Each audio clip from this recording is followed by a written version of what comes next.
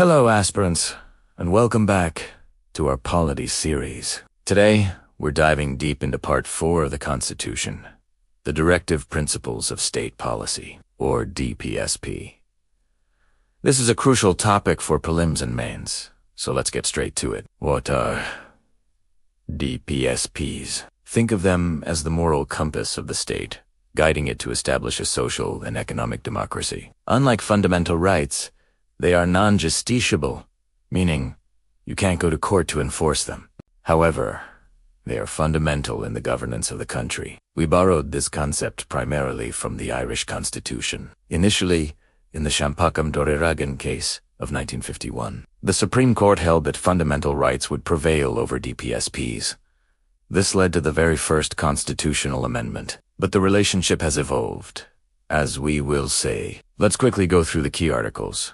From 26-51, Article 36 is simple. It defines the state just like Article 12 does for fundamental rights. So, it includes the government, parliament, state legislatures, and all local or other authorities. Article 37 establishes the nature of DPSPs. It clearly states they are not enforceable by any court, but are fundamental principles for the country's governance. The state has a duty to apply these principles while making laws. The Minerva Mills case of 1980 famously established that fundamental rights and DPSPs are complementary, forming the bedrock of the Constitution. Article 38 directs the state to secure a social order for the promotion of the welfare of the people. It aims for social, economic, and political justice and seeks to minimize inequalities in income, status, facilities, and opportunities. The N.M. Thomas case used this principle to support affirmative action. Article 39 is all about economic justice. It directs the state to provide adequate means of livelihood, ensure equal pay for equal work for both men and women, prevent the concentration of wealth, and protect the health of workers and children. The Randir Singh case famously interpreted this to mean equal pay for equal work is a constitutional goal. The Air India versus Nargesh Mirza case also invoked this article to protect women workers from discriminatory service conditions. Then we have Article 39A, added by the 42nd Amendment. This is a big one. It mandates the state to provide free legal aid to ensure that justice is not denied to any citizen because of economic or other disabilities. The Husinara Khatun case declared that free legal aid is an essential element of reasonable, fair, and just procedure. The Khatri case further clarified that this aid must be provided right from the first production before a magistrate. Article 40 reflects Gandhian ideals, directing the state to organize village panchayats as units of self-government. This dream was finally realized through the 73rd Constitutional Amendment Act, which gave constitutional status to Panchayati Raj institutions. Article 41 provides the right to work, to education, and to public assistance in cases of unemployment, old age, sickness, and disability. While not fully enforceable, it's the principle behind schemes like MGNREGA. The Olga Tellis case linked the right to livelihood under this article to the right to life under Article 21. Article 42 focuses on humane work conditions and maternity relief. The female workers case of 2000 was a landmark judgment that extended maternity benefits to all women workers, including daily wage and muster roll workers. Citing this, DPSP Article 43 aims to secure a living wage and decent standard of life for all workers and promotes cottage industries on an individual or cooperative basis in rural areas. Article 43, another addition from the 42nd Amendment, promotes worker participation in the management of industries. Now, Article 44, the Uniform Civil Code, or UCC. It directs the state to endeavor to secure a uniform civil code for all citizens throughout India.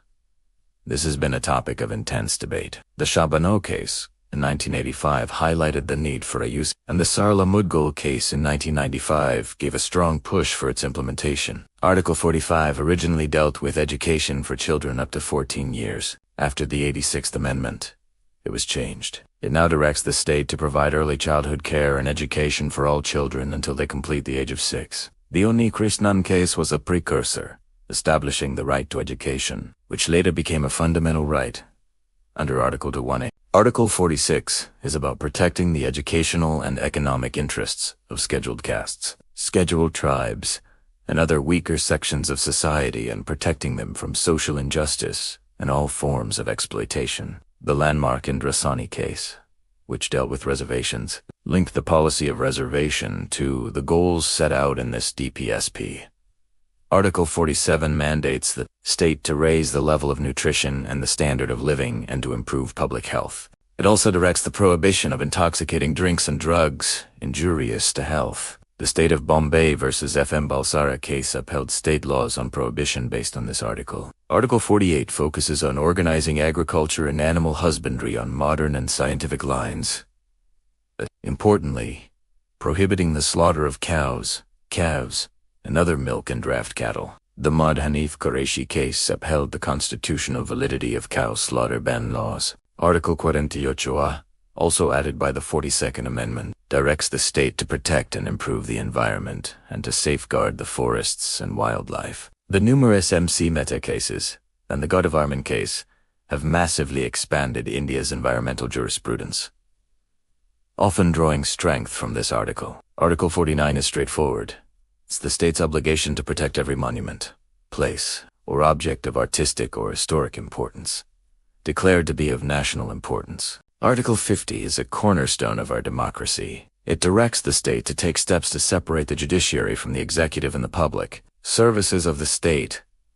The S.P. Gupta case, or the first judge's case, emphasized the importance of judicial independence as envisaged by this article. Finally, Article 51. This directs the state to promote international peace and security, maintain just relations between nations, foster respect for international law, and encourage the settlement of international disputes by arbitration. The famous Vishaka case used this principle to incorporate international conventions into domestic law to protect women from harassment at the workplace. For easy revision, DPSPs are often classified into 3 categories. Socialist principles, like Articles 38, 39, and 41, aim for social and economic justice. Gandhian principles, like Articles 40, 43, and 47, reflect Gandhian ideology, and liberal intellectual principles, like Articles 44, 45, and 50, promote liberal and rational ideals. To sum up the evolution, Shampukam, Dorarajan said, F.